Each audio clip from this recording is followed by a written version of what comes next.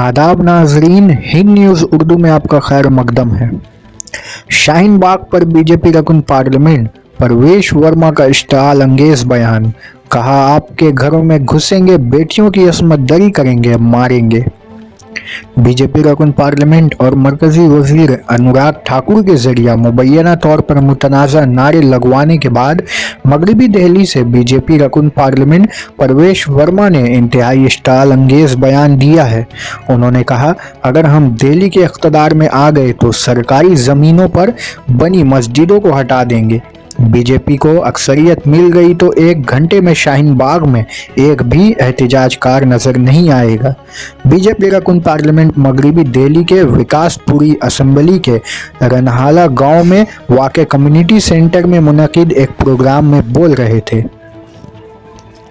शाहीन बाग में शहरियत तरमीमी कानून और कौमी शहरियत रजिस्टर के खिलाफ पिछले 45 दिनों से एहतजाज जारी है। पिछले साल 15 दिसंबर को जामा में CAA मुखालिफ एहतजाजी मुजाहरे के ठीक बाद ये एहतजाज शुरू हुआ था। कार्रवाई भी होगी। सर, कुछ दिन पहले हमने ये भी देखा कि मनीष सिसोदिया ने खुलेआम ट्वीट किए थे कि जो हम we stand with the people of Shaheen Bagh, तो इसके बारे में आप क्या कहेंगे? ये जो दिल्ली किस तरह से गवर्नमेंट या किस तरह का स्टेट गवर्नमेंट चाहते हैं, शाहीन बाग वाला या फिर सर दिल्ली हमारा जो अभी तक बना रहा है? देखिए, अरविंद केजरीवाल भी ये कहते हैं कि मैं शाहीन बाग के साथ हूं और दिल्ली के उप मुख्यमंत्री मनीष सिसोदिया भी कहते हैं कि मैं शाहीन बाग के साथ हूं।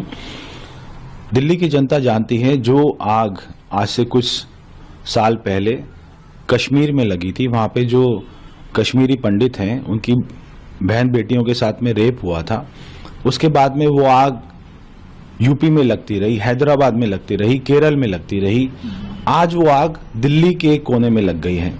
वहां पे लाखों लोग इकट्ठे हो जाते हैं और वो आग कभी भी दिल्ली के घरों तक पहुंच सकती है, हमारे घर में पहुंच सकती है। ये दिल्ली वालों को सोच समझ के फैसला लेना पड़ेगा। ये लोग आपके घरों में घुसेंगे, आपकी बहन बेटियों को उठाएंगे, उनको रेप करेंगे, उनको मारेंगे। इसलिए आज समय है। कल मोदी जी नहीं आएंगे बचाने, कल अमित शाह जी नहीं आएंगे बचाने, आज समय है। आज अगर दिल्ली के लोग जाग जाएंगे तो अच्छा रहेगा।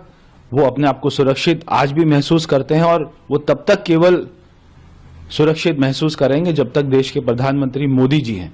अगर कोई और प्रधानमंत्री बन गया देश का, तो देश की जनता अपने आप को सुरक्षित महसूस नहीं करेगी। सर